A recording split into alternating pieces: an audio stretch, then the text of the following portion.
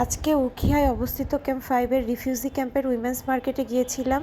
এই মার্কেটটার নাম আমি আগেও শুনেছি। এইখানে মূলত রিফিউজি উইমেন যারা আছে তাদের ছোট ছোট বিভিন্ন শপ আছে এবং বিভিন্ন প্রোডাক্ট তারা সেল করে এবং শো করে।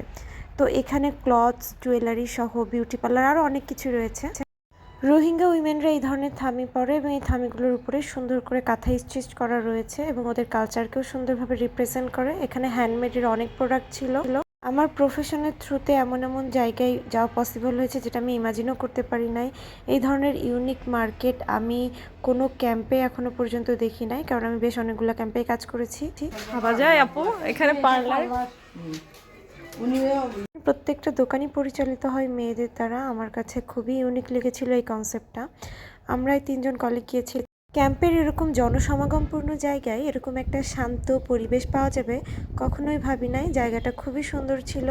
এখানে সবথেকে ভালো বিষয় হচ্ছে এখানে একটা কিচেন আছে, যেখান থেকে আপনারা দুপুরের লাঞ্চ এবং নাস্তা কিনে খেতে পারবেন এবং এখানে বিভিন্ন পিঠার আইটেমও তৈরি করা হয়, কিন্তু সেটা আগে থেকে অর্ডার দিতে হয়।